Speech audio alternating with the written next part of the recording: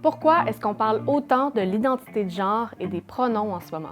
C'est qu'il y a des provinces qui ont changé leur politique sur les pronoms à l'école et ça change beaucoup de choses pour les jeunes trans, queer, non-binaires ou simplement en questionnement.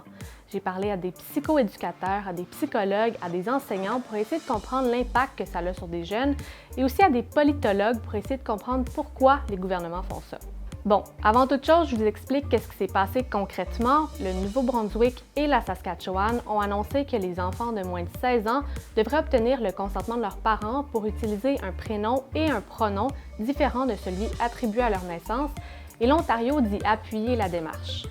Concrètement, ça veut dire quoi? Eh bien, ça veut dire que si un élève souhaite changer son pronom d'usage, par exemple de elle à il ou de il à yel, l'enseignant va devoir lui refuser sa demande tant et aussi longtemps qu'il n'aura pas reçu le consentement du parent. Il y a beaucoup d'experts en santé mentale et en développement de l'enfant qui lèvent le drapeau rouge et qui s'entendent pour dire que de refuser à un jeune l'autodétermination sur son identité de genre, c'est néfaste. Néfaste comment? Ça diminue le sentiment de sécurité à l'école, ça augmente les risques de décrochage scolaire, de pensées suicidaires et de dépression.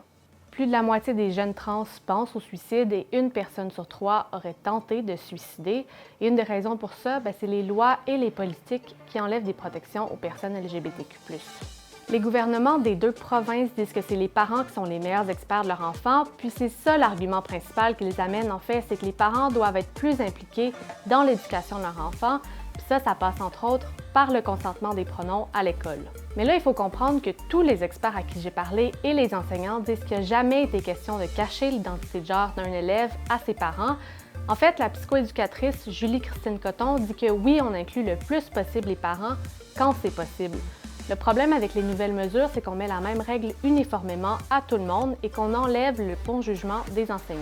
Donc, si tous les experts s'entendent pour dire que ça ne serait pas plus bénéfique pour les jeunes et que l'argument que ça permet d'inclure plus les parents dans l'éducation des enfants ne tient pas, pourquoi est-ce que les gouvernements s'entêtent? Certains observateurs politiques pensent que ça serait une stratégie. Pendant que tous les regards sont braqués sur la question des pronoms, on ne pense pas à l'inflation, à la crise climatique, à la crise du logement. C'est une stratégie qui est utilisée aux États-Unis avec les droits à l'avortement, les droits des personnes trans et on le voit de plus en plus au Canada. D'ailleurs, c'est quoi qui fait le plus parler pendant la rentrée parlementaire au Québec? C'est les toilettes mixtes.